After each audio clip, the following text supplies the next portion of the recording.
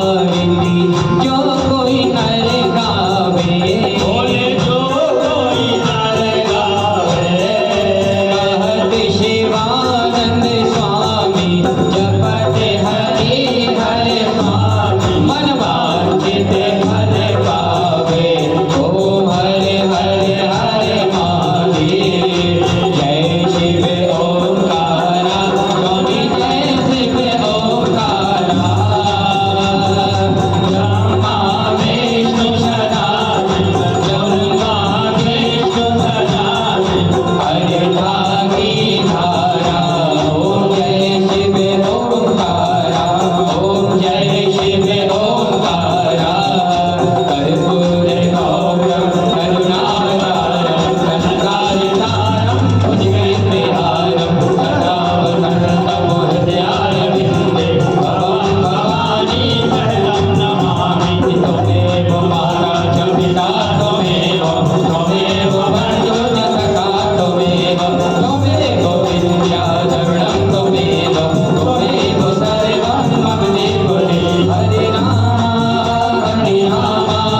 राम राम, हरे हरे, हरे कृष्णा कृष्णा कृष्णा, हरे हरे, कृष्ण कृष्णा हरे हरे, राम राम हरे हरे।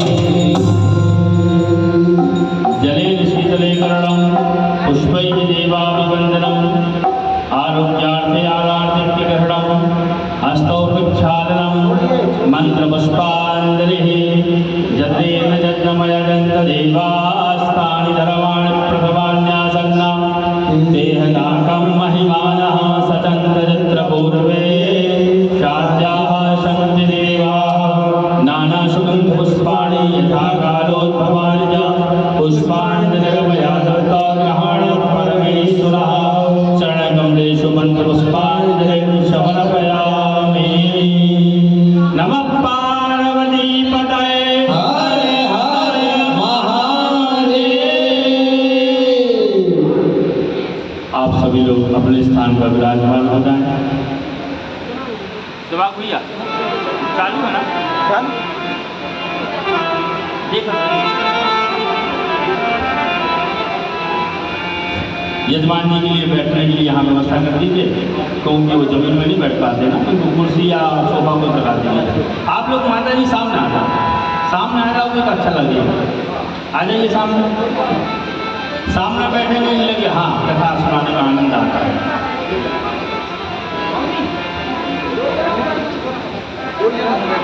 हाँ, दोनों लोग सोफा आगे रखो, दोनों लोग सोफा में बैठ जाएंगे, कोई दिक्कत नहीं। ऐसे ही रखो, उसके सामने नहीं रखो, कान ढकता जाएंगे। हाँ ये रख लें,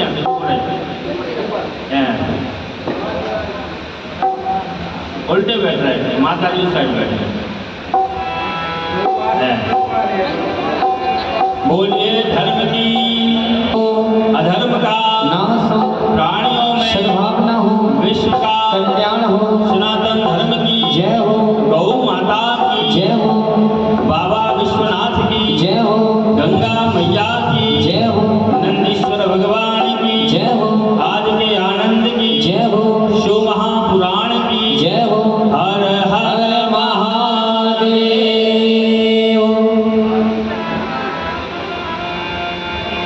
भैया थोड़ी सी आवाज करता।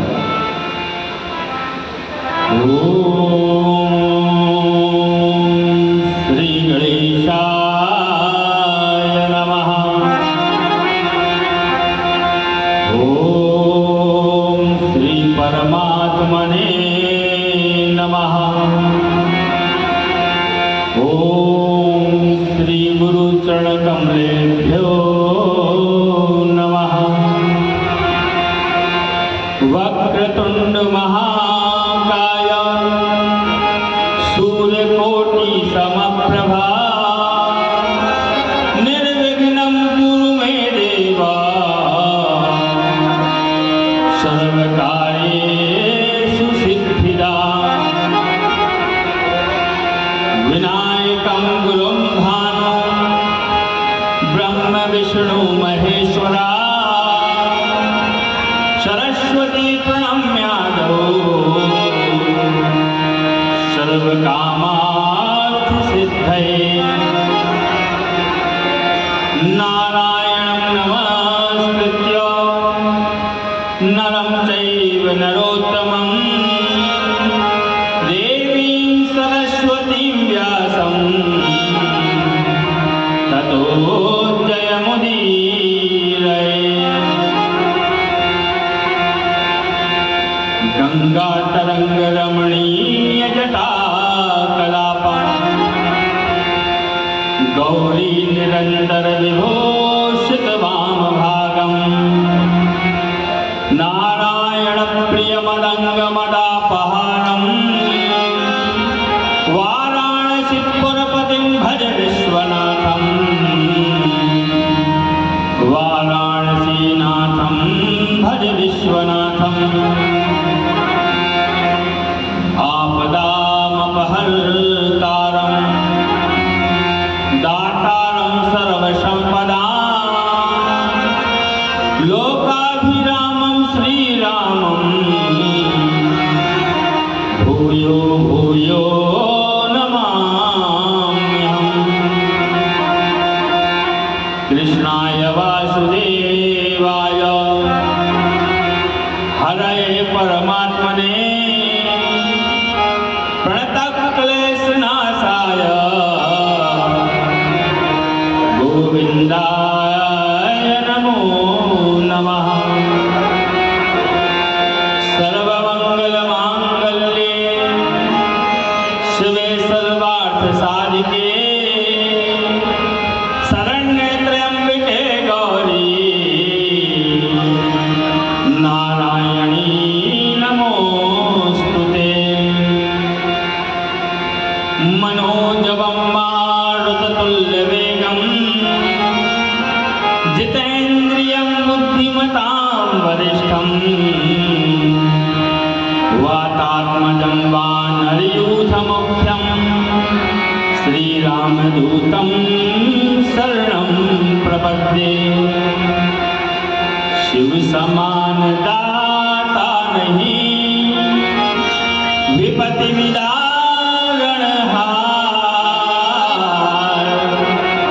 लज्जा सबकी राखियो शिव नंदी के असवार। सिंह चढ़ी दुर्गा मिले गरुड़ चढ़े भगवान,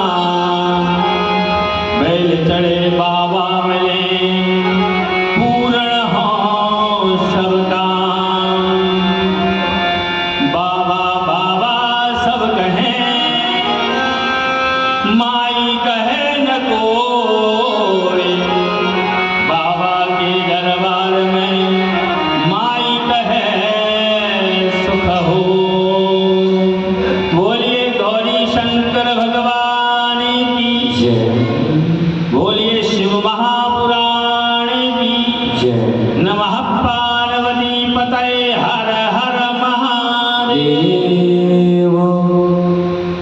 परम मंगलमय परात्पर अकारण करुणा वरुणालय भक्त वांछित कल्पतरु तड़द्युति विनंदित बाघांबरधारी आनंद कंद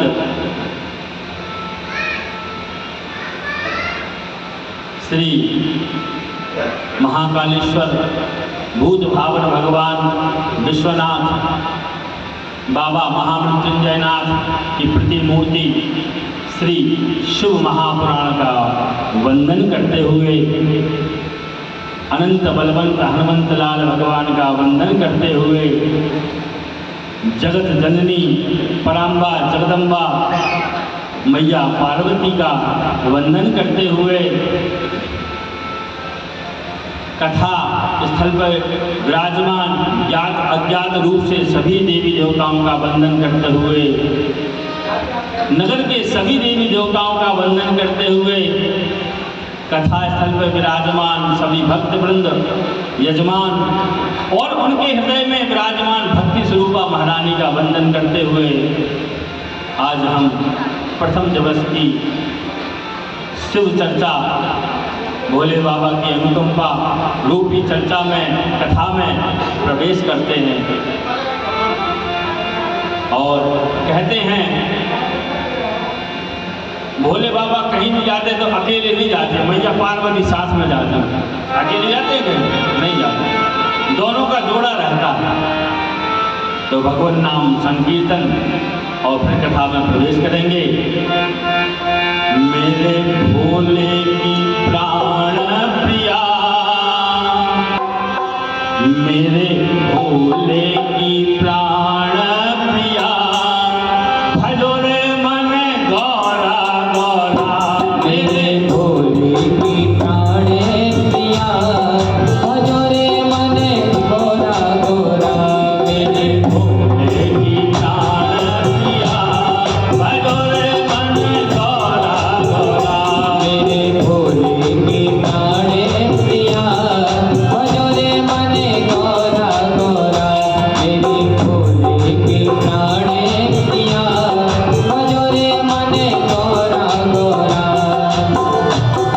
भजो रे मन गौरा गौरा, ओ भजो रे मन गौरा गौरा। भजो रे मन गौरा गौरा, भजो रे मन गौरा गौरा। मेरे भोले की प्राण प्रिया, भजो रे मन गौरा गौरा। मेरे भोले की प्राण प्रिया, भजो रे मन गौरा गौरा।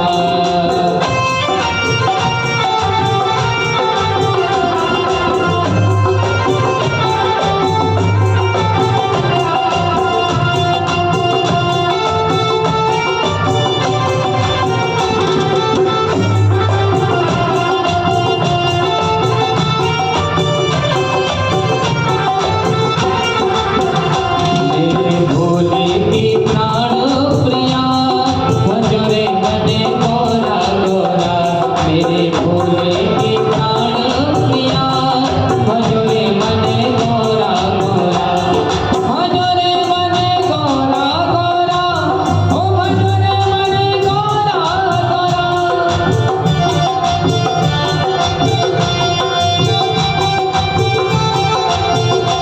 मेरे भोले की प्राण प्रिया, भजो रे मन गौरा गौरा। मेरे भोले की प्राण प्रिया, भजो रे मन गौरा गौरा। मेरे भोले की प्राण प्रिया, भजो रे मन गौरा गौरा। मेरे भोले की प्राण प्रिया, भजो रे मन गौरा गौरा।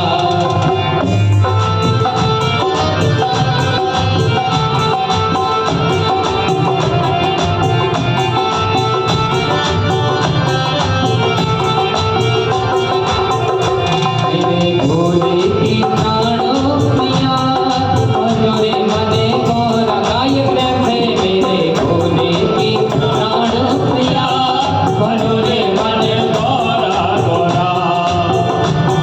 भजो रे मन गौरा गौरा। भजो रे मन गौरा गौरा।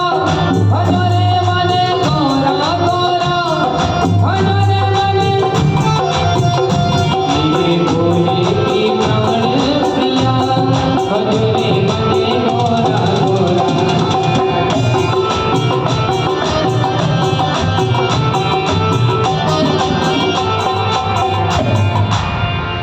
बोलिए गौरी शंकर भगवान की।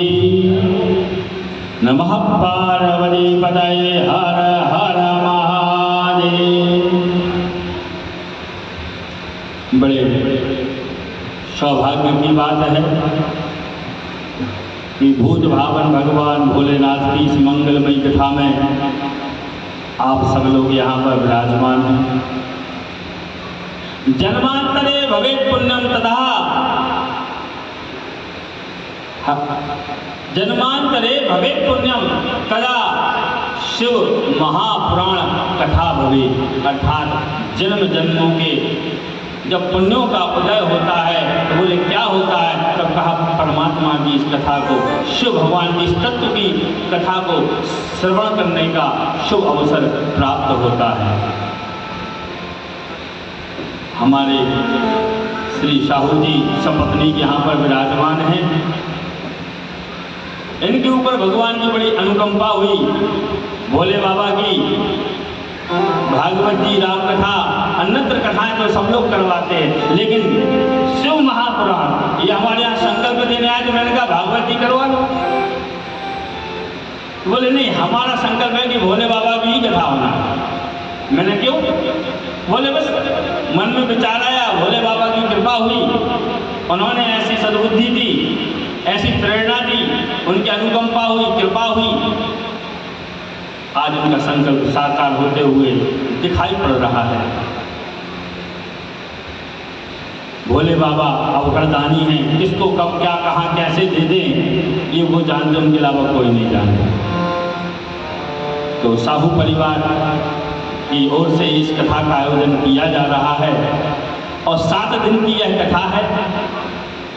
आप लोग अधिक से अधिक संख्या में यहाँ पर सपरिवार पधारें प्रतिदिन और कथा का रसपान करें। अब हम लोग कथा में प्रवेश करते हैं। श्री शिव महापुराण कथा। जब किसी भी कथा को प्रारंभ करते हैं तो किस देवता की, किस पुराण की कथा हो रही है उसका अर्थ भी मालूम होना चाहिए। श्री क्या है, शिव कौन है, महापुराण क्यों कहा गया, कथा का शाब्दिक अर्थ क्या होता है, पहले इसके विषय में हम लोग जानेंगे। तो श्री शिव महापुराण में पहले 1 लाख श्लोक थे। कितने थे? 1 लाख श्लोक थे जब भोले बाबा ने मैया पार्वती को यह जब सुनाया था। लेकिन वेद व्यास जी ने जब सुना कि इतने सारे श्लोक, इतना बड़ा ग्रंथ, आम जनमानस के तो समझ में ही नहीं आएगी इतनी बड़ी कथा, और महीनों बीत जाएंगे कभी पूरी नहीं हो पाएगी, कभी पूरी हो ही नहीं पाएगी इतनी बड़ी कथा। वैसे तो भगवान के शब्द का अर्थ भी निकालना बड़ा रहस्यमय है। और करपात्री जी बनारस के, काशी के परम विद्वान थे। केवल शिव के ऊपर उन्होंने 1 महीने, केवल शिव शब्द के ऊपर 1 महीना उन्होंने वक्तव्य दिया था काशी में। शिव क्या है, फिर तो उनका पुराण कितना बड़ा होगा सोचिए। 1 महीने लगातार बोलते रहे थे केवल शिव शब्द के ऊपर से। शिव क्या है, शिव तत्व क्या है, इससे मुक्ति कैसे प्राप्त कर सकते हैं। सभी मनोकामनाओं को पूर्ण करने वाला एक ग्रंथ है। तो व्यास जी के मन में ऐसा आया कि 1 लाख श्लोकों की यह कथा कैसे लोगों की समझ में आएगी, तो उन्होंने उसको संक्षिप्त किया। केवल 24,000 श्लोकों में इनको पूर्ण कर दिया। तो श्री शिव महापुराण की जो कथा है इसमें 24,000 श्लोक हैं। और पहले इसमें 12 संहिताएं थी, अर्थात 12 भाग थे इसके, वो मैं बताऊंगा। फिर उन्होंने उसको संक्षिप्त करके 7 संहिताओं में वर्णित किया।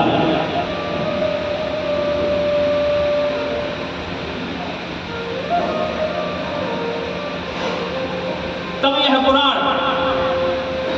24,000 श्लोकों के साथ 7 संहिताओं में बढ़ गया।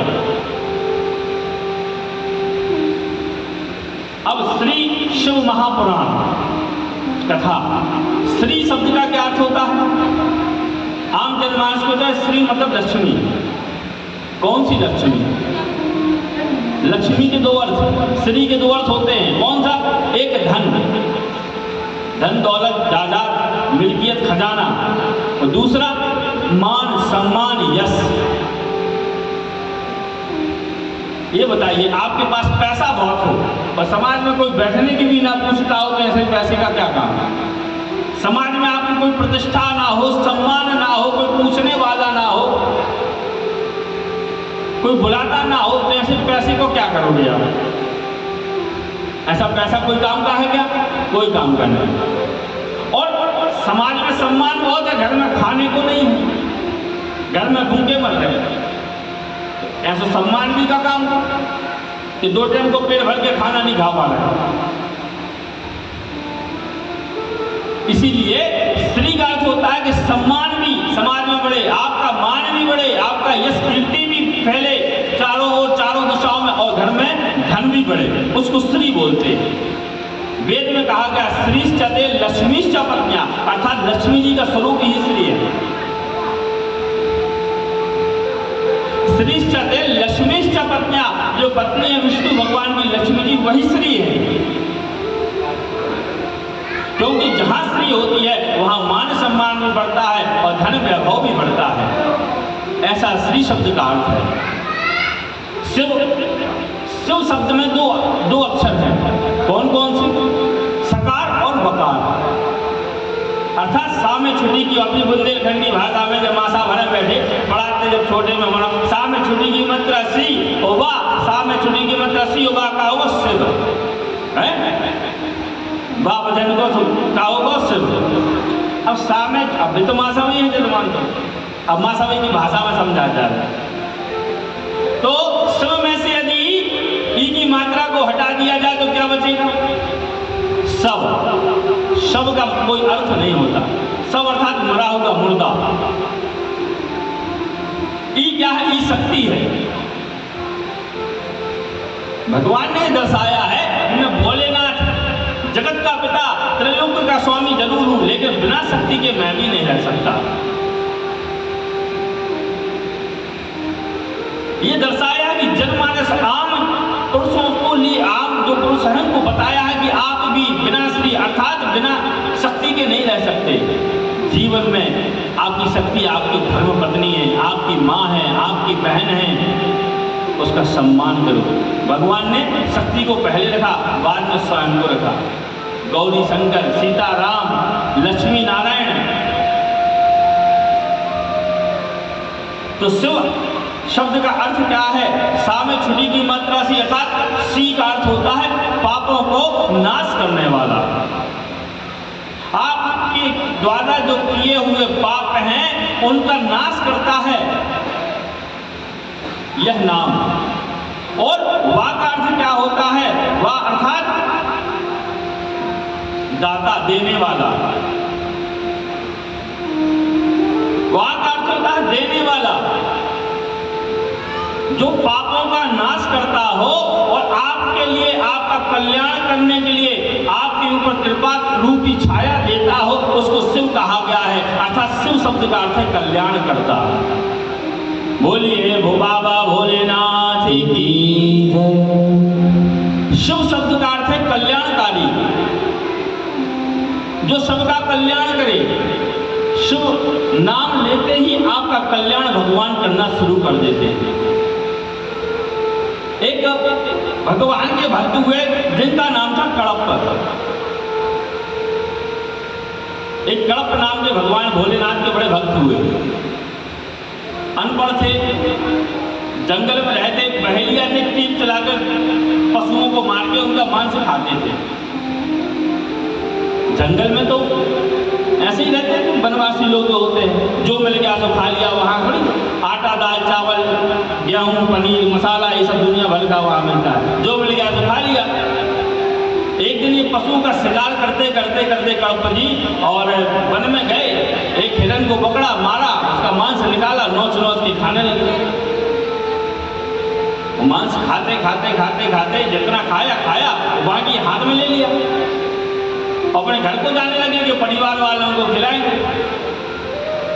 अब हाथ में लेकर जा रहे थे तो रास्ते में क्या दिखा? जंगल में एक शिव जी का मंदिर है।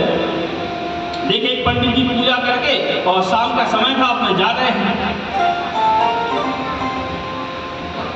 तो ये थक गए थे तो जाकर सोचे चलो मंदिर में विश्राम करेंगे और आगे यात्रा आरंभ करेंगे। तो अंदर जाकर क्या देखा कि भोले बाबा का श्रृंगार है, माला चली हुई है, सब कुछ है, लेकिन भोजन के लिए कुछ नहीं रखा। अब जंगल में क्या, इनके मन में बड़ी गिलानी हुई। अब पूजा पाठ तो जानते नहीं थे कि क्या भोग लगता है, कैसे पूजा पाठ की जाती, कुछ नहीं। ये मालूम था कि ये भोले बाबा हैं, शंकर जी हैं, शिव हैं, और इनका पूजा पाठ पंडित जी करते हैं। आकर देखा तो वहाँ भोग लगाने के लिए कोई सामग्री नहीं थी। अब पंडित जी भी आए, अपनी आरती करी, पूजा करी, बेलपत्र चढ़ाई, चले गए। और तो जंगल में का भोग प्रसादी बना। इनको बड़ा मन में खेद हुआ कि बताइए, हम लोग दिन भर खाते रहते हैं और भगवान यहाँ बैठे हुए भूखे बैठे, कुछ नहीं, जो हाथ में मांस लिए हुए थे ना हिरण का, वही रख दिया, कहीं प्रभु भोग लगाओ। जैसे हम लोग घर में पूजा करते तो क्या करें भगवान से, तदीयम वस्तु गोविंदम तो भ्रमेव समर्पये ग्रहाण सुमुखो भूत्वा प्रसीद परमेश्वरा। हे प्रभु, आपका दिया हुआ ही आपको अर्पण करते हैं। अब उसको मंत्र तो कुछ आता नहीं था, तो उसने क्या किया, वो मांस लिया, करे प्रभु जो आपने मुझे खाने के लिए दिया, आप भी इसका भोग लगाओ, और वही उसको रख दिया। बात सही भी है, भगवान ने जो कुछ दिया उसको खाने के लिए। आप और हम सोचते हैं कि जीवन में हम अपने भाग्य से कमा रहे हैं, अपने भाग्य से खा रहे हैं, ऐसा नहीं है। आपके पहले से भाग्य में भगवान ने लिख दिया किस दिन क्या भोजन करोगे। एक चींटी के भाग्य में भी लिखा है कि उसके लिए भोजन के प्रबंध भगवान कर देते हैं। वो कौन सा कमा के जानती है, उसके पास कौन सा खजाना है, कौन सा पैसा है। लेकिन आधुनिकता समय में केवल पैसा है, पैसा के चक्कर में पड़े हैं, भगवान से किसी को मतलब नहीं। कमा क्यों रहे हो, बोले भैया पेट के लिए, इस पापी पेट के लिए कमाते हैं। अच्छा,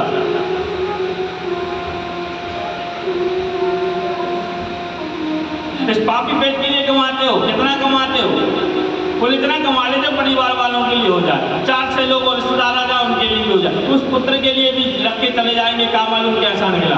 अच्छा, तुम नहीं रहोगे तो क्या भूखा रहेगा वो। भगवान सबका प्रबंध करके भेजते हैं। जब बच्चा अपने माँ के गर्भ में आता है तो उसके पहले ही भगवान उसका भोजन का प्रबंध कर देते हैं माँ के स्तन में। भागवत जी में एक दृष्टांत है कि ध्रुव महाराज जा रहे थे जंगल में भगवान नारायण की साधना करने के लिए। नारद जी रास्ते में मिल गए, बोले कहाँ जा रहे हैं, बोले नारायण की साधना करने। बोले अच्छा, बोले 4 साल के छोटे से बालक हो तो और नारायण की साधना कैसे करते मालूम है, बोले ये सब नहीं मालूम। बोले माँ ने आदेश दिया कि साधना करने जाओ, सो जा रहे हैं। बोले अच्छा, बोले ये बताओ जंगल में भोजन कैसे करोगे। बोले जब माँ ने कहा है तो कुछ ना कुछ भोजन का प्रबंध वहाँ होगा ही। बोले वहाँ जंगल में कोई भोजन का प्रबंध नहीं, और वहाँ पे बब्बर शेर रहता है, तुम्हारा नाश्ता कर जाएगा। छोटे से बालक को भोजन तो होगा नहीं, उसका नाश्ता ही कर जाएगा।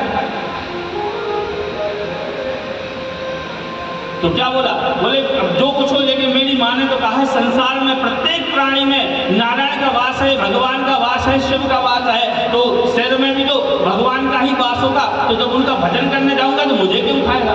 नारद जी बड़े प्रसन्न हो गए, बड़े वाह, छोटा सा बालक क्या ज्ञान की बात करता है। बोले इसकी परीक्षा लेनी चाहिए। बोले बताओ घर में कितने बार भोजन करते थे। बोले मैया की गोद में जब भी भूख लगी, गोद में बैठ के मैया भोजन कराए थे, तो कभी 4 बार, कभी 5 बार, कभी 6 बार भी भोजन कर लेते थे। क्या करते थे, जो कुछ मैया ने खिला दिया खा लिए। बोले जंगल में क्या भोजन करोगे, वहां कौन सी मैया बैठी भोजन कराने के लिए। तो कितनी सुंदर बात कही उन्होंने ध्रुव जी ने। बोले जब दांत नहीं तो दूध दियो, जब दांत नहीं तो दूध दियो, अब दांत दिए कछु और दिए हैं, अब दांत दिए कछु और दिए हैं, अब दांत दिए कछु और दिए हैं। बोले जब मैं पैदा नहीं हुआ था तब तो भोजन का प्रबंध भगवान ने माँ के स्तन में कर दिया था,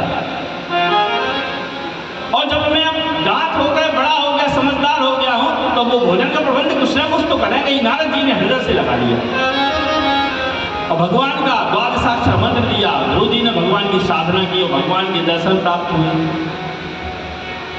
तो कणप जी मन में विचार कर रहे कि भगवान ढूंढे बैठे। उन्होंने वही मांस जो हाथ में लिए थे और परोस दिया। भगवान भोग लगाइए। अब मंत्र तो कुछ आता नहीं था। अब वो पंडित जी को देखते थे, पंडित जी क्या करते हैं, भोजन अपन भोग लगाते हैं तो भोग रख देते हैं और जल घुमाते कि नहीं घुमाते। और वहाँ कोई पात्र आते तो कुछ था नहीं जंगल में, क्या करें, तो बाहर गए सरोवर में से जल हाथ में लेकर आए और वो जल हाथ में जब तक लेके आओ समाप्त हो जाए। अब क्या करें, गए मुंह में पानी भर लिया, पूरा जल अपने मुंह में ले लिया। अब कैसे गिरेगा, अपने मुंह में जल ले लिया और जाकर भगवान के सामने मुंह का पानी पूरा गिरा दिया और कह प्रभु लगा भोग। अब हमने पानी भी उतार दिया। अब भगवान भोग लगाने वाले थोड़ी, कुछ देर बैठा रहा है, अब बोले पा लेना, अब हम जा रहे हैं, चला गया। दूसरे दिन सुबह प्रातःकाल पंडित जी आए, उन्होंने देखा यहाँ मांस रखा हुआ है। पंडित जी ने सोचा कोई जंगली जानवर आया होगा और खा पी के अपना थोड़ा बहुत बचा होगा, थोड़ा क्या होगा, उतारा, गंगा जल से स्नान कराया, भगवान का अभिषेक किया, पवित्र किया और फिर चला गया। अब कड़प नाम का जो व्यक्ति था और दूसरे दिन फिर आ गया मांस लेके। अरे भगवान आपने तो भोग लगाया ही नहीं, फिर से बैठे हो भूखे, फिर से वह मांस भोग का भोग लगा दिया। फिर वही क्रिया, अपने मुंह का जूठन भगवान के सामने डाल दिया, चला गया। 4-5-6 दिन तक ऐसा हुआ तो पंडित जी को शक हुआ कि कौन करता है ऐसा, जानवर तो रोज आ नहीं सकता ऐसे। तो एक दिन वो छिप गए, देखने लगे,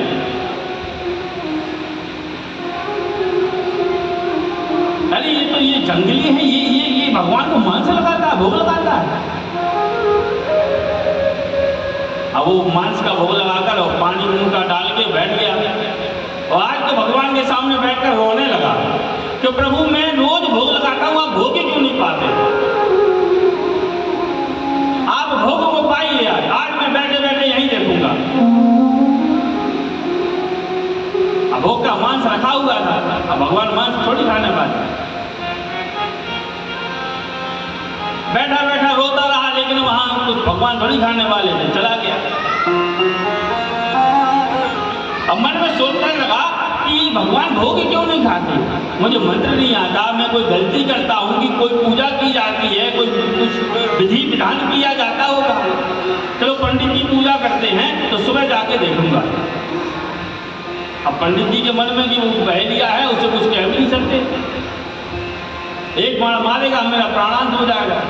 रोज मांस का भोग लगा के जाता है, बेचारे डर के मारे सुबह आए, अभी बाहर खड़ा है, वो कहीं देख रहा था, उन्होंने लोटा में जल लिया, जल चढ़ाया भोलेनाथ को, बेलपत्री चढ़ाई और भगवान का जैसे पूजन करते हैं अपन अभिषेक करते किए और चला गया।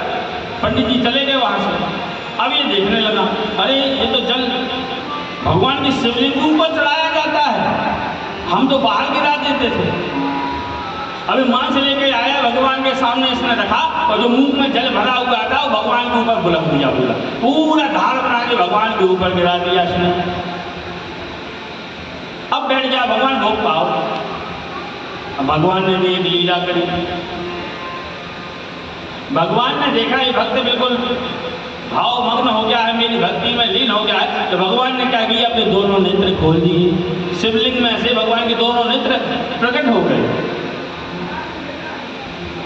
बोले भूत भावन भगवान की जय हो, बोलिए भक्त वत्सल भगवान की जय हो। दोनों नेत्र भगवान ने खोल दिए और भगवान के एक नेत्र में से रक्त की धारा बहने लगी। भगवान के एक नेत्र में से रक्त की धारा बहने लगी। अभी कड़प देखे देखे, अरे भगवान के नेत्र में से एक नेत्र में से कैसे रक्त की धारा बह रही है, कोई कष्ट है भगवान के नेत्र में, कोई कष्ट है, पीड़ा है। तो उसने क्या किया, भगवान की वह नेत्र जो था लगा हुआ था वो निकाल के और बहुत सी जड़ी बूटी लाया, दवाई ववाई लगाई और फिर सेट कर दिया, फिर पूरा स्थापित कर दिया और खूब कुछ नहीं हुआ। अब इसको लगा कोई गलती तो हमसे हुई है, इसलिए भगवान के नेत्र में से रक्त बह रहा है, क्या कर दिया मैंने। तो उसने क्या किया, अपने कमान में से एक तीर निकाला, अपना नेत्र निकाला और भगवान के नेत्र में स्थापित कर दिया, भगवान का नेत्र निकाल के अपना नेत्र लगा दिया। तो भगवान के दूसरे नेत्र में से रक्त की धारा बहने लगी। भगवान के दूसरे नेत्र में से रक्त की धारा बहने लगी।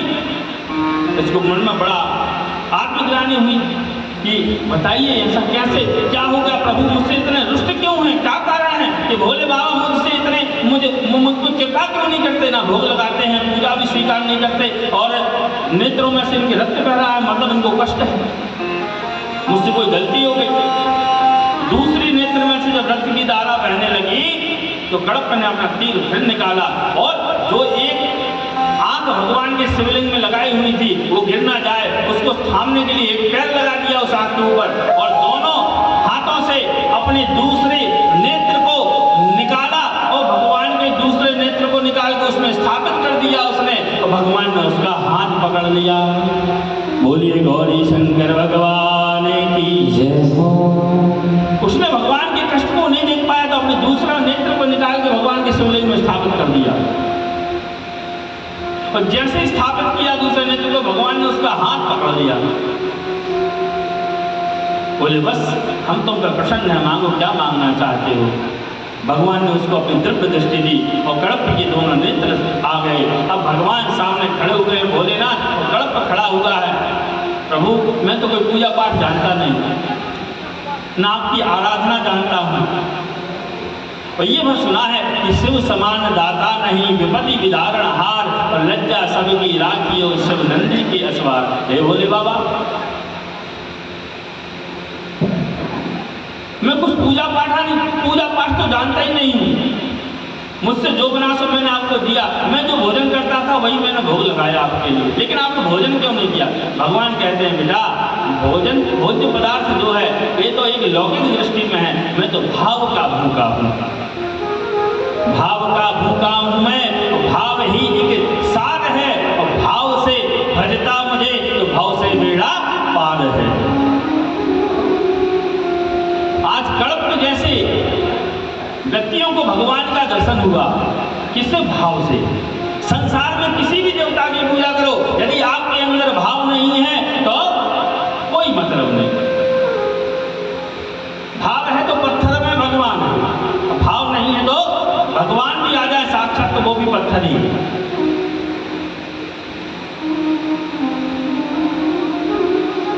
उस दिन से हुआ जो कड़प्प था वह भगवान शिव का भजन करने लगा और शिव शिव शिव शिव नाम भगवान का करने लगा और भगवान की लीलाओं का वर्णन करने लगा, भगवान की लीलाओं में रंग गया।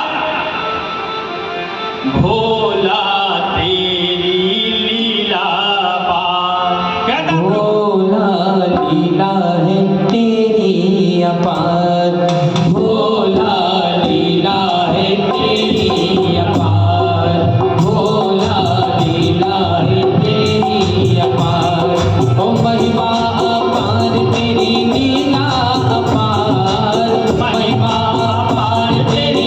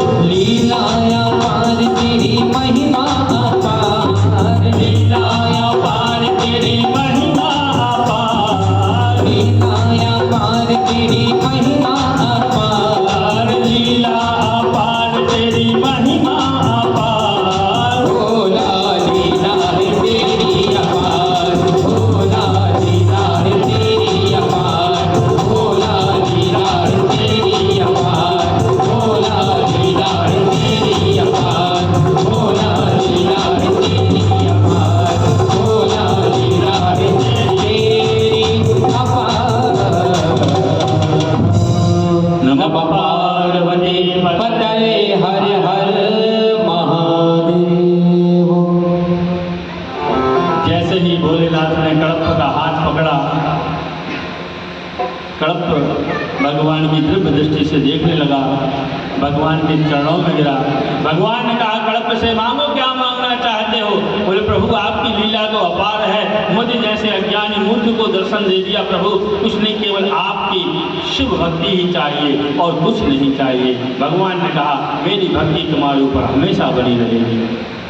वो पंडित जी जो थे वो बाहर खड़े होकर देख रहे थे कि ये किससे बात कर रहा है, ये किसको देख रहा है, कर क्या रहा है। अंदर आया, कहता है, तुम क्या कर रहे हो? बोले, भोलेनाथ सामने खड़े हुए हैं और उन्होंने मुझे दिव्य दृष्टि दी। और पंडित जी कहने लगे, भोलेनाथ सामने खड़े हैं? बोले, कहाँ खड़े? बोले, ये खड़े। बोले, मुझे क्यों नहीं दिख रहे? बोले, अब तो आप भोलेनाथ से पूछो, उनको क्यों नहीं दिख रहे आप? भोलेनाथ तो उसने विनती की, प्रभु क्या बात है, इसको दिख रहा है, मुझे नहीं दिख रहे, इसको दिख रहा है, मुझे नहीं दिख रहे। रोने लगा, भगवान के चरणों में गिरा, शिवलिंग से लिपट के कहने लगा, प्रभु मैंने जीवन पर्यंत आपकी निस्वार्थ सेवा की है, कभी मैंने कोई यहाँ पर धनोपार्जन से या किसी की कामना हेतु मैंने पूजन नहीं किया, लेकिन इस अज्ञानी को, समूर्ख को आप दर्शन देते हो, मुझे जिसने सेवा की उसको कुछ नहीं।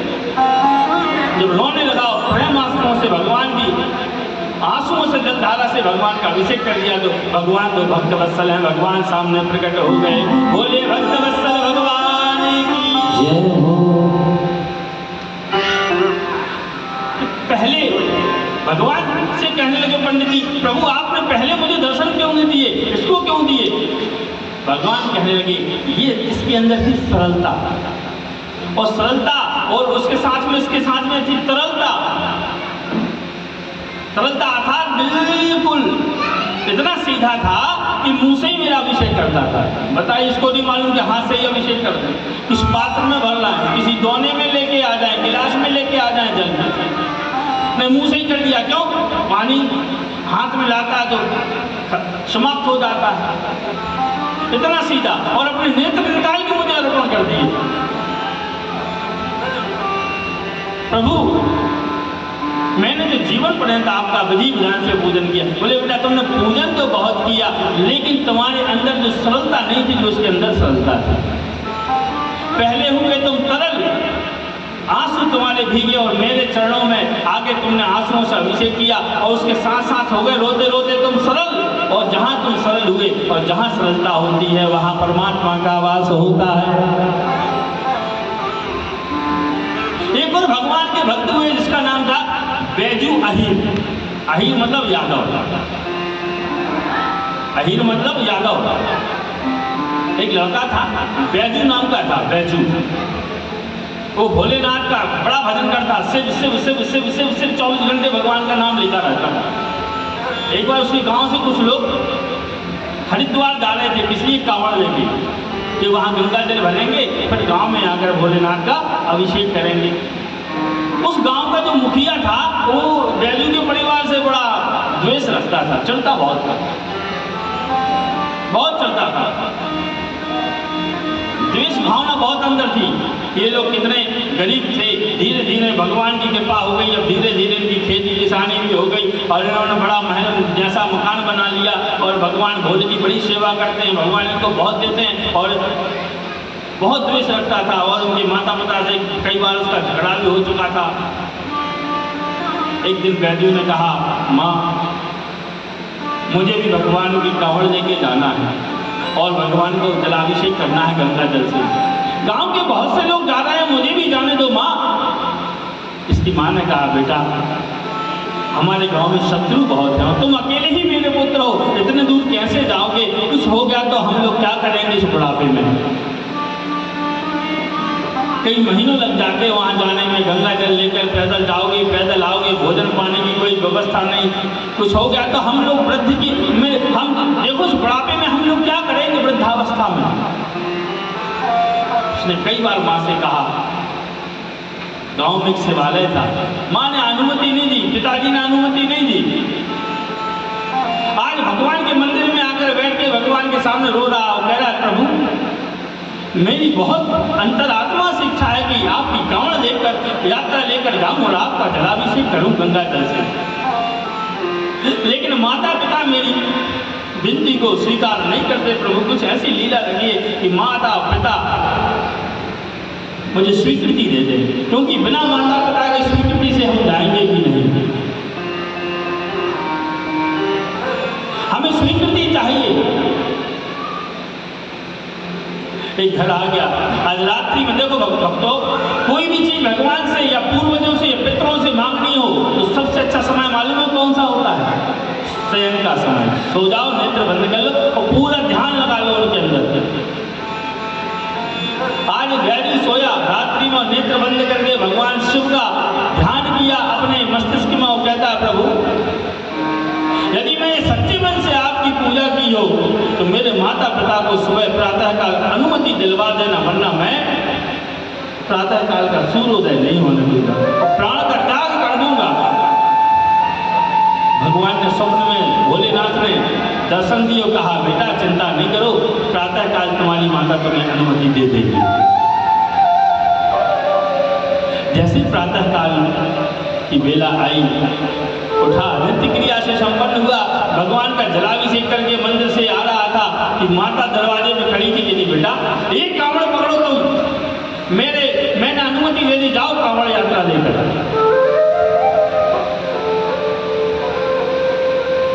भगवान ने ऐसी कृपा करी, इनके माता पिता ने स्वीकृति दे दी। अब ये बात पता चली किसको? गांव के मुखिया को। वो बहुत चलता था, वो जानता था कि ये बेजू जाएगा और गंगा जल लाके और चढ़ाएगा भोलेनाथ के पास में, तो भगवान भोलेनाथ बहुत धन देने वाले देवता है। देखो संसार में यदि धन दौलत से संपन्न होना चाहते हो तो भोलेनाथ की पूजा करो। मुक्ति भी देते हैं, भुक्ति भी देते हैं, धन वैभव भी देते हैं, सभी मनोकामनाओं को पूर्ण करते हैं। मुखिया बहुत चलता था, ये लोग भोले बाबा की पूजा करते हैं और बहुत सा धन इनके पास में होता जा रहा है। जैसे इसने बैजू अहिर ने अपने कंधे पर कांवड़ को रखा और बोल बम बोल बम बोल बम बोल बम बोल बम बोल बम भगवान का नाम का जाप करता जा रहा है। नमः शिवाय ओम नमः शिवाय, हर हर भोले नमः शिवाय, नमः शिवाय ओम नमः शिवाय, हरे हरे भोले नमः शिवाय, गंगाधराय शिव गंगाधराय,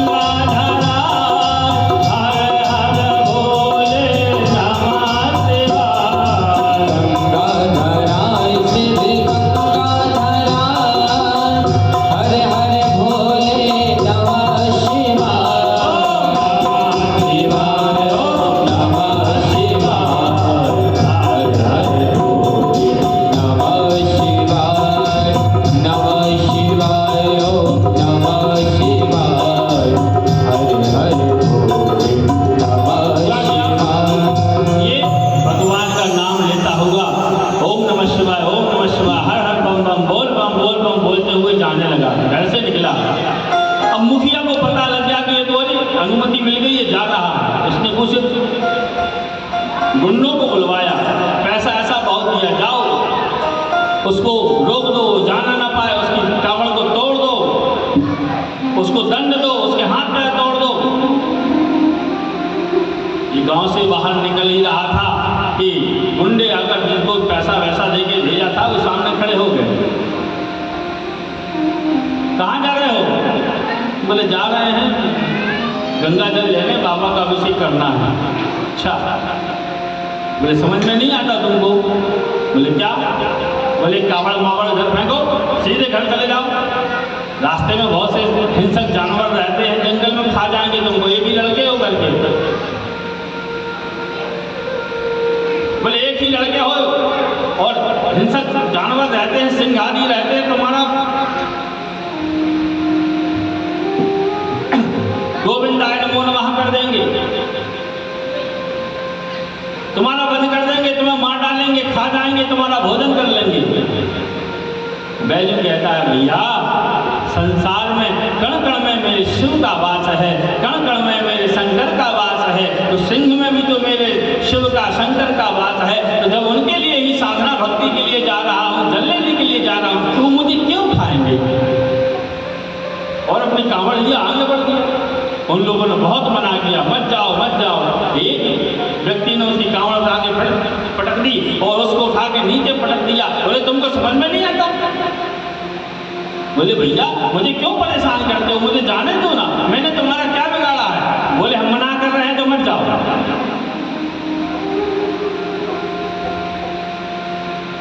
बहुत पिटाई की, बहुत मारा पीटा इसके लिए, हाथ पैर छुल गए, इतना मारा इसको, शरीर में से कहीं कहीं से तो रक्त प्रवाहित होने लगा। ये बेचारा कांवड़ देके एक अपने पेड़ के नीचे आकर बैठ गया।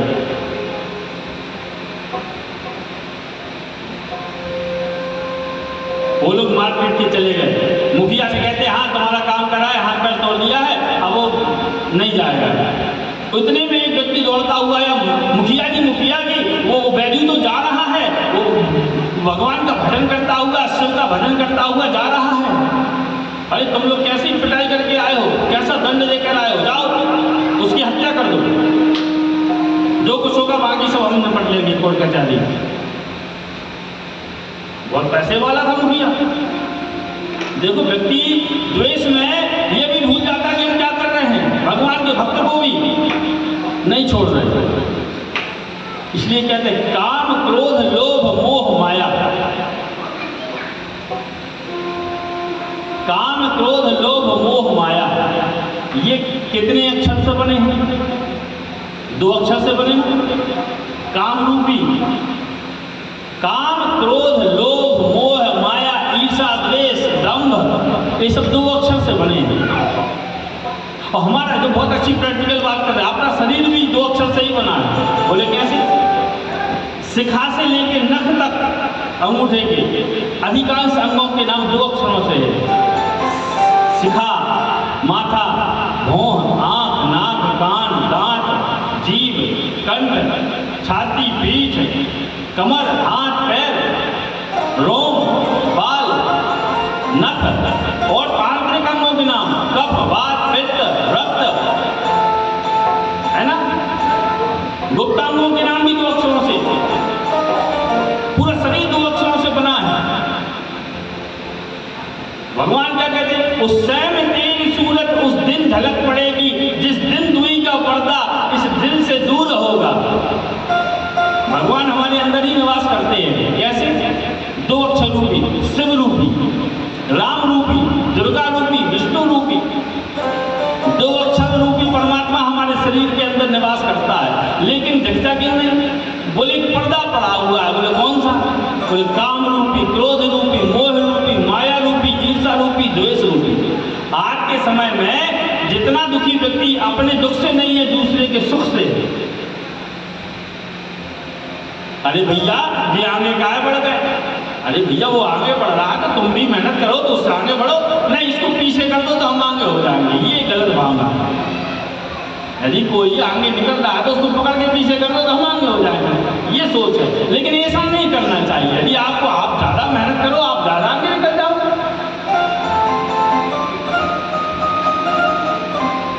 तो काम क्रोध लोभ मोह माया ईर्षा द्वेष रूपी जो पर्दा हमारे हृदय में पड़ा है, बोले क्या होगा जिस दिन इसको लग कर देंगे? बोले न आने की देर है न जाने की देर है, और दिल से ये पर्दा हटाने की देर है। बोले क्या होगा? पर्दा हट जाएगा जिस दिन ही पर्दा हटा दोगे। तो शिव रूपी, दुर्गा रूपी, राम रूपी, कृष्ण रूपी, विष्णु रूपी जो परमात्मा हमारे शरीर में विद्यमान है वो आपके सामने प्रकट हो जाएगा। बोलो भक्तवत्सल भगवान की। तो 2 अक्षर रूपी इस शरीर में 2 अक्षर रूपी परमात्मा, शिव रूपी परमात्मा आपके दर्शन हो जाएंगे जब काम क्रोध लोभ मोह माया ईर्षा द्वेष दंभ को तोड़ोगे, छोड़ दोगे, इस पर्दा को अलग कर दोगे।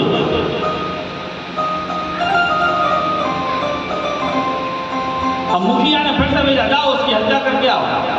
क्रोध रूपी ईर्षा रूपी इसके आंखों पर पर्दा पड़ा हुआ है, इसके नेत्रों में ईर्षा द्वेष भरी हुई है। इसको कैसे मारा जाए, कैसे रोका जाए? क्योंकि कांवड़ की बड़ी महिमा है, हम एक दिन आपको बताएंगे।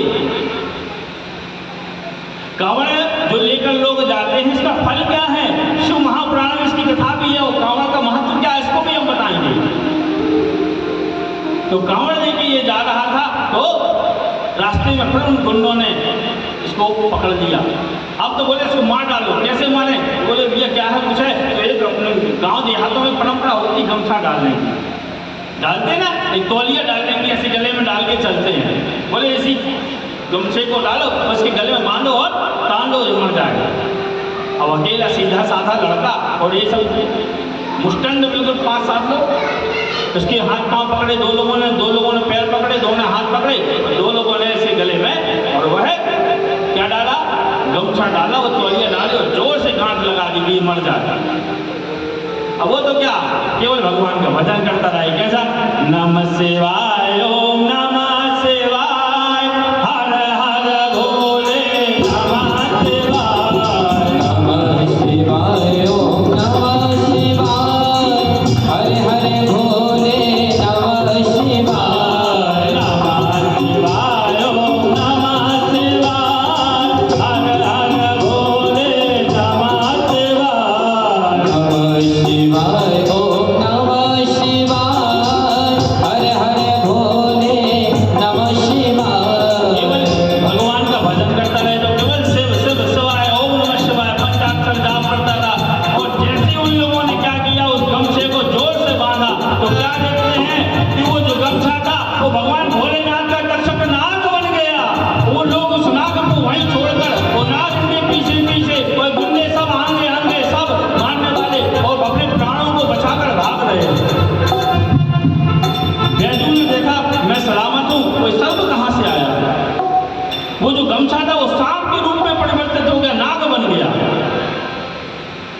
और उन लोगों के लिए काटने के लिए पीछे पीछे पीछे पीछे पीछे पीछे, और वो सब भागते फिर मुखिया के यहाँ पहुंचे।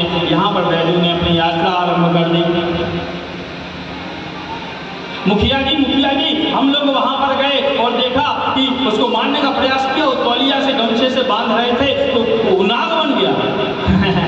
पहले मूर्खों जैसी बात करते हो, पैसा के पैसे ले लिए और मारने का काम भी नहीं करते हो। ये सब मुझे बता दो, ऐसा हो सकता है कभी? लेकिन भगवान की कृपा हो जाए तो सब कुछ हो सकता है। अंतरात्मा से भक्ति से यदि परमात्मा को बुलाओगे तो परमात्मा स्वयं आता है। 4 वर्ष के प्रहलाद जी के लिए और 4.5 वर्ष के लगभग 4 वर्ष में ध्रुव जी ने परमात्मा को प्राप्त कर लिया। राजा खड़वांग ने तो मात्र क्षण मात्र में अर्थात 40 सेकंड में परमात्मा की प्राप्ति कर ली थी। ऐसा प्रमाण है शास्त्रों में। लेकिन आत्मा होना चाहिए, अंदर ऊपर नहीं, मुंह में राम बगल में छुरी। एक सड़ो केला लेके भगवान के पास में गए और भगवान से कह रहे थे तेरा तुझको अर्पण क्या लागे। सड़ो केला भगवान ने दो तो क्या तुम्हारा? आत्मा होना चाहिए, लगन होना चाहिए, तत्परता होना चाहिए। एक भगवान का भक्त नहीं कह सकते, पूर्व में भक्त नहीं था, एक सेठ था। वो सेठ बहुत कंजूस था। तो भगवान सबको मिल सकते हैं, ये वो तो आदत है, भाव है। कंजूस भी तो आदमी मनुष्य होते हैं। कंजूस को भी भगवान मिल गए। कैसे मिले? संतों की कृपा हो जाए, गुरु का आशीर्वाद हो जाए तो सब हो सकता है। एक सेठ था, बहुत कंजूस था। जीवन में कभी कोई दान पुण्य नहीं किया, कभी कथा भागवत घर में अभिषेक सत्यनारायण भगवान की कथा कभी कुछ नहीं किया, न मंदिर जाता। बोले क्यों? क्योंकि शास्त्रों में लिखा है मंदिर जाओ तो खाली हाथ नहीं जाना चाहिए। कुछ भगवान को पत्रम पुष्पम फलम तो यो में भक्त्या प्रयच्छति, कुछ नहीं तो पुष्प लेकर जाओ, खाली हाथ कभी मत जाओ। राजा के दरबार में जाओ तो खाली हाथ मत जाओ, मित्र के घर में जाओ तो कभी खाली हाथ मत जाओ, और गुरु के घर जाओ तो कभी खाली हाथ मत जाओ। ये पुराण कहता है, शास्त्र कहता है। तो मंदिर भी नहीं जाता था, कुछ ले जाना पड़ेगा मीठा फल प्रसाद। एक दिन दोस्तों के साथ में बैठा था, उन्होंने कहा भैया चलो आज मंदिर चलते हैं दर्शन करने के लिए। बोला हम नहीं जाएंगे। अरे तो जानते हैं पैसों के चक्कर में कर रहे हो, 2-5 रुपये चढ़ाना पड़ेगा, कुछ मीठा फल लेना। बोले ऐसी कोई बात नहीं। बोले तो क्यों नहीं चलते? चलो। अब ताव में आ गया, अब जेब में देखा तो पैसा नहीं। बोले 2 मिनट रुको घर से आते हैं। अब ताव में आ गए, हाँ कह दिया, घर में गया, तिजोरी में से ताला खोला, एक 10 का नोट निकाला, जेब में रखा।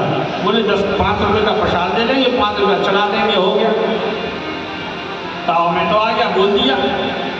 अब गया, इसके दोस्त मित्र जो भी थे वो लाइन में लगे हुए थे, और लाइन में जब लगे हुए थे पीछे लगा हुआ था, उसने 10 का नोट निकाला और मुट्ठी में ले लिया।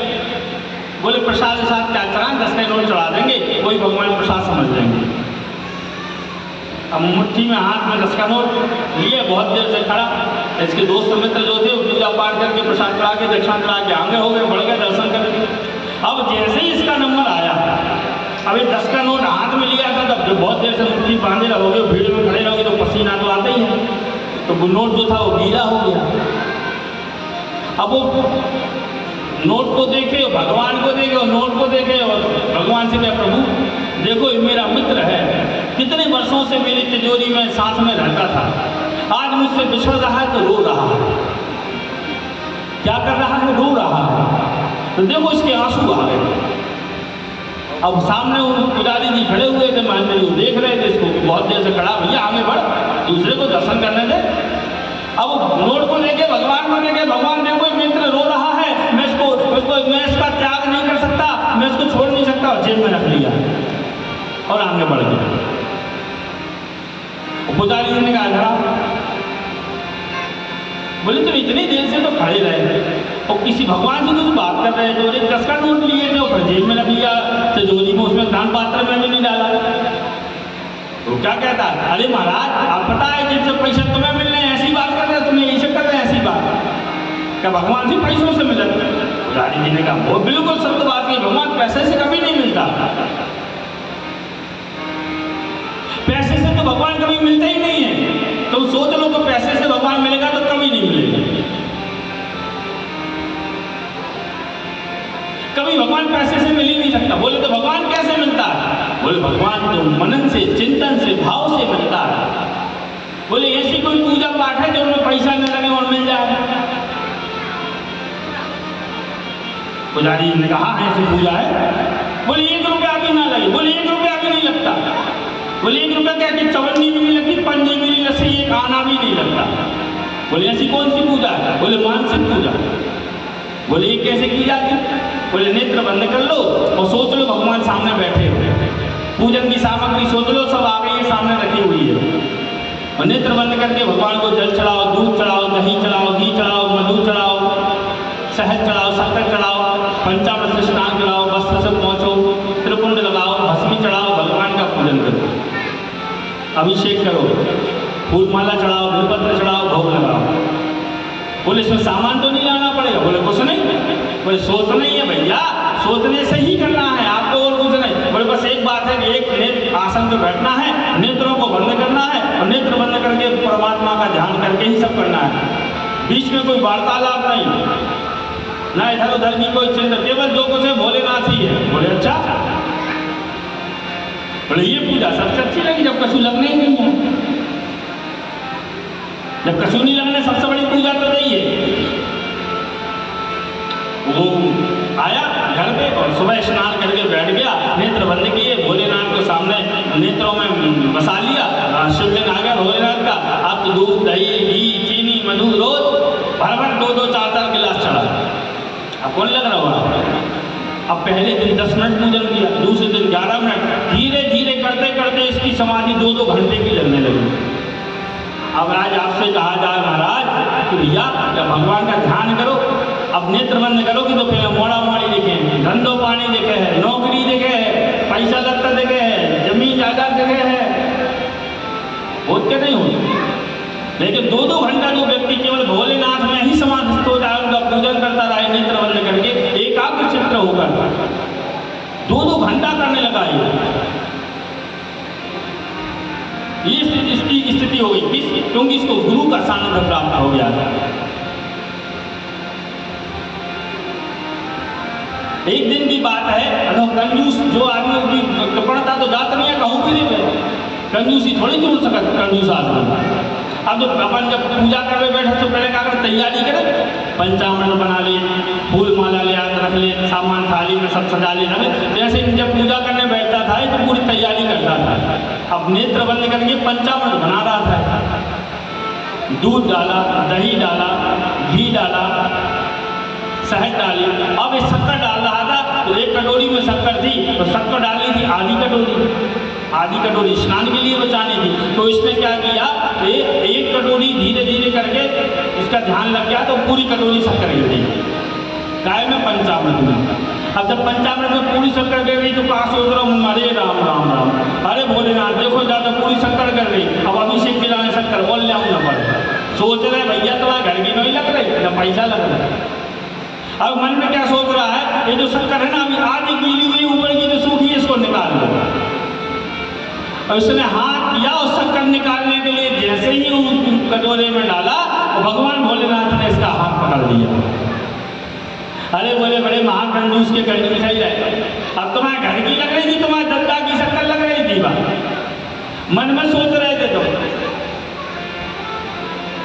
कहने लगा भगवान भोलेनाथ आप प्रकट हो गए मेरे सामने, हमें पहले से मालूम होता कि ज्यादा शक्कर से आप प्रसन्न होते तो हम रोज एक कटोरी में डाल देते।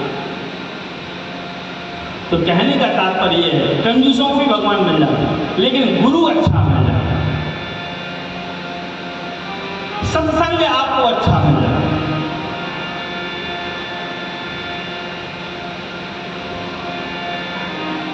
जो मुखिया था उसको कभी सत्संगति नहीं मिली, द्वेष उसके नेत्रों में भरा ही रहता था। मारने के लिए कई बार दूतों को भेजा, भगवान भोलेनाथ ने सबको भगा दिया।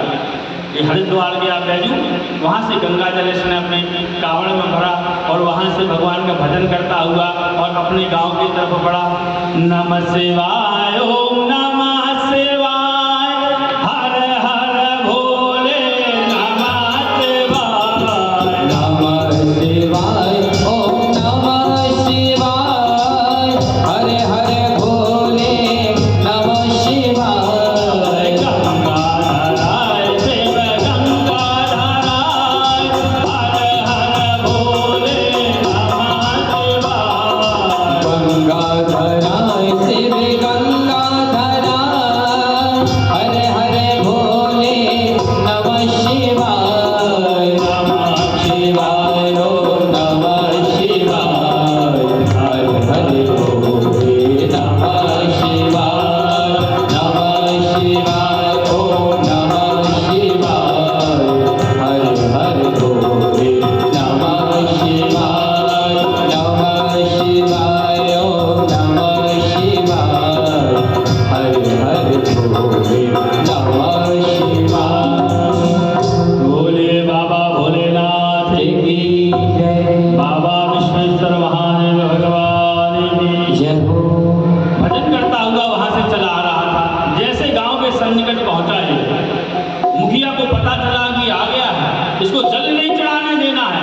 मंदिर के बाहर इसने पहरा लगवा दिया, बड़े बड़े मुस्टंडों को बिल्कुल खड़ा कर दिया, गुंडों को, जितने भी दबंगे लोग थे सबको खड़ा कर दिया, पहलवानों को। इसका कावड़ तोड़ के फेंक देना, गंगा जल फेंक देना, इसको मार के पीट के मार डालना, फेंक देना, जल ना चढ़ा पाएगी।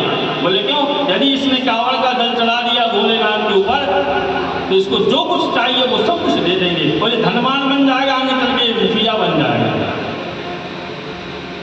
इसके पिता से इसकी बहुत ज्यादा वैचारिक मतभेद थे। आप बिल्कुल मंदिर के बाहर खड़ा और बैजू अपना कावड़ लेके भगवान का भजन करते हुए जा रहा था। सामने खड़ा होगा, कहाँ जाता है? बोले भोलेनाथ बाबा का अभिषेक करने जा रहे हैं। कहाँ जा रहे हैं? बोले सावधान, मंदिर में नहीं चले जाना। बोले क्यों? बोले तुम जल नहीं चढ़ा सकते। बोले भैया मैंने आपका क्या बिगाड़ा है, मैं जल क्यों नहीं चढ़ा सकता? मैं जानता हूं तुमको मुखिया बनना है इसलिए जल चढ़ाने के लिए आए हो। बोले अरे भैया ऐसी कोई बात ही नहीं, मुझे मुखिया नहीं, मुझे भोलेनाथ की साधना करनी है, उनके ऊपर जल अर्पित करना है। बोले मुझे मालूम है जल चढ़ा दोगे तो बहुत पैसे वाले बन जाओगे, तो आगे चल के मुखिया बन जाएगा, बन जाओगे, हम तुमको नहीं बनने देंगे, नहीं चढ़ाने देंगे। तो सब जितने भी साथियों से कहा इसको मार डालो। जैसे ही वो सब मारने के लिए डंडा हाथ में लिया तो जितने भी लोग खड़े हुए थे सब अंधे हो गए, सबकी नेत्रों की ज्योति गायब। मुखिया भी अंधा हो गया। अरे मुझे कोई दिख क्यों नहीं रहा? अरे ये तो जादू टोना भी जानता है, इसने सब मुझे, अरे तुम लोग मारते सब लोग कहते हैं अरे मुखिया जी हम लोगों को नेत्र से कुछ दिख ही नहीं रहा है, हम लोग क्या करें। मुखिया बहुत देर तक चिल्लाता रहा, जब थक गया हार गया तो बैजू जो था उसके चरणों में गिरा, कहने लगा भैया मुझे क्षमा कर दो, मुझसे बहुत बड़ी गलती हो गई, मैंने भोलेनाथ के भक्त के ऊपर इतना अत्याचार किया। बैजू कहता है मुखिया जी क्षमा मांगना है तो मुझसे मत मांगो, मेरे भोले से मांगो, मेरे शिव से मांगो, मेरे शंकर से मांगो, मेरे शंभू से मांगो, वो तो भोले भाले हैं, जो मांगोगे सो दे देंगे। बोले नहीं मैंने अपराध तो तुम्हारा किया। बोले अपराध मेरा नहीं किया, अपराध आपने भोलेनाथ का ही किया है, मैं भोलेनाथ का भक्त हूँ और तुमने उनके भक्त को कष्ट दिया, तो भक्त को कुछ नहीं होता, कष्ट उनके भगवान को होता है। मुखिया सभी साथियों के साथ भोलेनाथ के शरण में गया, चरणों में गिर के रो के कहता प्रभु मुझे क्षमा कर दो, मैं नहीं हूँ, मैं पापी हूँ, मैंने आपके भक्त को इतना कष्ट दिया। रोने लगा। बैजू से कहते हैं आपकी तो भगवान जल्दी सुन लेते हैं, आप कहो ना हमारे नेत्रों की ज्योति लौटा दे, हम कसम खाते हैं आज के बाद तुमको कभी परेशान नहीं करेंगे। बैजू ने अपने कावड़ में से जल निकाला और भोलेनाथ का अभिषेक किया, और जैसे ही गंगा जल से अभिषेक किया वहीं गंगा जल निकाल के भी नेत्रों में लगा दिया, सबकी नेत्र की ज्योति वापस आ गई। बोलो भक्त वत्सल भगवान की। और अंत में बैजू भगवान शिव का, ये बैजू जो है ना बैद्यनाथ धाम, इसी बैजू भक्ति के नाम से बैद्यनाथ धाम पड़ा है। जो बैद्यनाथ धाम है इसी बैजू भक्ति के नाम से पड़ा है भगवान का बैद्यनाथ धाम। भगवान ने आशीर्वाद दिया कि आज से मैं तुम्हारे ही नाम से जाना जाऊंगा। तो बैजू से बैद्यनाथ धाम, बैजनाथ भगवान का नाम हो गया। बोले बाबा बैजनाथ की जय। इसलिए श्री और उसके बाद में आया शिव, तो जो शिव की कथा सुनता है, भक्ति करता है, पूजन करता है, नाम जप करता है, शिव रूपी परमात्मा को अपनी आत्मा में निवास कराता है, तो काम क्रोध लोभ मोह माया ईर्षा द्वेष रूपी ये दैत्य बाहर निकल जाते हैं, शिव तत्व हमारे हृदय में दर्शन हो जाते हैं और शिवमय वह व्यक्ति हो जाता है। यह शिव शब्द का अर्थ है, अर्थात उसका कल्याण हो जाता है। महापुराण, इसे महापुराण क्यों कहा गया? क्योंकि यह सभी पुराणों का सिर मोड़ है, अर्थात यदि सभी पुराणों में इनकी प्रधानता है इसलिए इसको महापुराण कहा गया। और इसका पहले महापुराण के पहले इसको क्या कहते थे? आदि पुराण। ये आदिकाल का पुराण है। इसका एक नाम और है आदि पुराण, आदि काल से, जिसका कोई लेखा जोखा नहीं है कि कब से शिव पुराण, इसलिए इसको महापुराण कहा गया। अंत में आया कथा। कथा शब्द का क्या अर्थ है?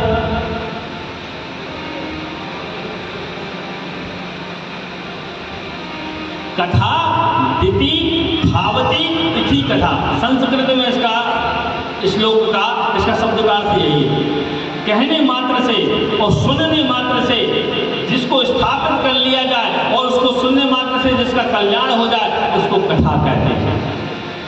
भगवान की कथा होती है, मनुष्यों का इतिहास होता है। वापसी फलाने आदमी की कथा चल रही, सुनिएगा, फलाने राजा की कथा नहीं, राजा का मनुष्य का इतिहास होता है। क्योंकि जिसको श्रवण मात्र से, जिसके सुनने मात्र से जीवन में जितनी भी कथाएं हैं वो सब दूर हो जाएं, वो तो भगवान की मंगलमयी कथा ही कर सकती है। मनुष्यों के चरित्रों का उपाख्यान करने से कभी कोई भी मन की व्यथा दूर नहीं होती। केवल परमात्मा भोले शिव की कथा सुनने से, राम की कथा सुनने से हमारे जीवन रूपी कथा को दूर कर सकते हैं। जिसे से बढ़कर मिट जाती है, जिसे से बढ़कर मिट जाती है जन्म जन्म की व्यथा। जय जय शिव की कथा, जय जय शिव की कथा, जय जय शिव की कथा, जय जय शिव की कथा। जिसे से बढ़कर मिट जाती है, जिसे से बढ़कर मिट जाती है जन्म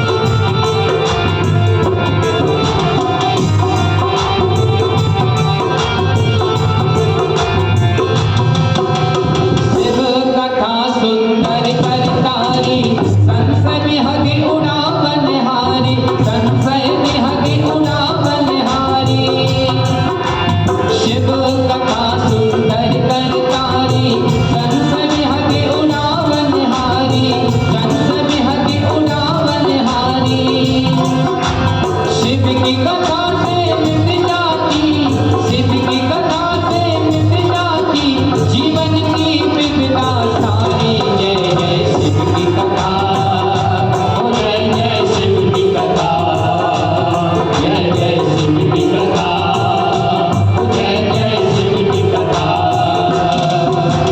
जिसे श्रवण कर मिट जाती है जिसे श्रवण कर मिट जाती है जन्म जन्म की कथा जय जय शिव की कथा ओ जय जय शिव की कथा जय जय शिव की कथा ओ जय जय शिव की कथा जय जय शिव की कथा ओ जय जय शिव की कथा जय जय शिव की कथा ओ जय जय शिव की कथा बोलिए गौरी शंकर भगवान की जय नमः पार्वती पतये हर हर महादेव।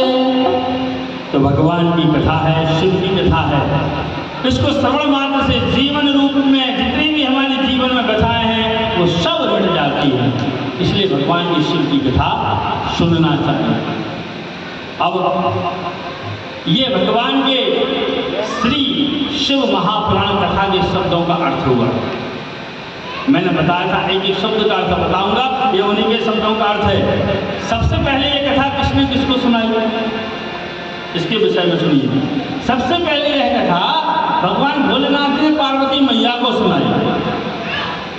पार्वती मैया को जब सुना रहे थे तो वहां पर नंदी जी विराजमान थे, नंदिकेश्वर भगवान। नंदी जी ने यह कथा सुन ली। नंदी जी ने यह कथा किसको सुनाई, सनत कुमारों को। अब ये सुनिए पहले नंदी कौन है।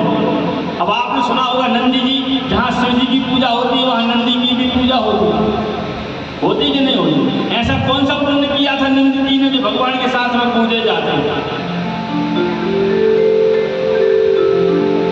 भगवान के साथ में नंदी जी पूजे जाते हैं, ऐसा कौन सा इन्होंने पुण्य उपार्जन किया था।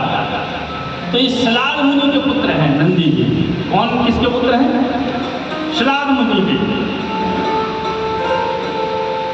शलाद मुनि के यहाँ कोई संतान नहीं थी, वृद्धावस्था आ गई थी, वंश की वृद्धि रुक गई। एक दिन मन में बैठे बैठे सोचने लगे कि हे भोलेनाथ, हे इंद्र भगवान, हे ब्रह्मा जी, हे विष्णु भगवान, हे नारायण, मैंने सबकी साधना जीवन भर की, लेकिन जब जिस दिन मैं मरूंगा तो मेरा तर्पण, मेरा पिंडदान, मेरा कल्याण कौन करेगा। एक पुत्र दे देते। पुत्र की इच्छा से इन्होंने इंद्र की साधना शुरू की। इंद्र की बहुत कठोर साधना की इंद्र की। इंद्र ने दर्शन दिए शलाद मुनि को। मुनिवर मांगिए, क्या वर मांगना चाहते, हम आपकी भक्ति से प्रसन्न हैं। बोले मुझे एक पुत्र का आशीर्वाद दे दीजिए तो दीर्घायु हो। इंद्र भगवान कहते हैं दीर्घायु पुत्र का आशीर्वाद हम नहीं दे सकते। बोले कौन दे सकता, बोले भोलेनाथ के अलावा कोई दे नहीं सकता संसार में। बोले अच्छा, बोले तो भोलेनाथ की साधना करो। तो बैठ गए, जब माला लेके और ओम नमः शिवाय, ओम नमः शिवाय, ओम नमः शिवाय जपने लगे। भक्तेश्वराय शिव भक्तेश्वराय, हर हर भोले नमः शिवाय। भक्तेश्वराय शिव भक्तेश्वराय, हर हर भोले नमः शिवाय। ओम नमः शिवाय, हर हर भोले नमः शिवाय। नमः शिवाय, ओम नमः शिवाय।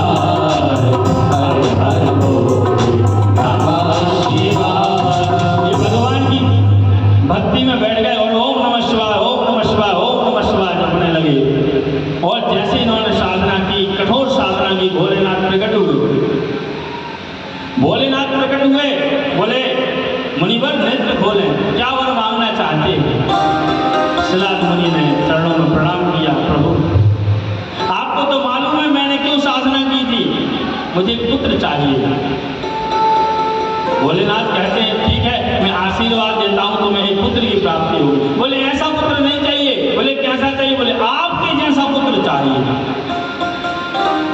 जो दीर्घायु हो और आपके जैसा पुत्र हो, जिसमें गुण आपके जैसे हो, बल आपके अंश मात्र, आपके अंश से जिसकी उत्पत्ति हो, ऐसा पुत्र चाहिए। भगवान ने कहा जाओ, हम तुम्हें पुत्र का आशीर्वाद देते हैं और मेरे ही शरीर से उसकी उत्पत्ति होगी और उसका नाम नंदी रखा जाएगा। सिद्धार्थ मुनि एक दिन यज्ञ कर रहे थे। यज्ञ करते करते यज्ञ की पूर्णाहुति करने की इन्होंने, और उसके अंदर से एक सुंदर सा बालक यज्ञ को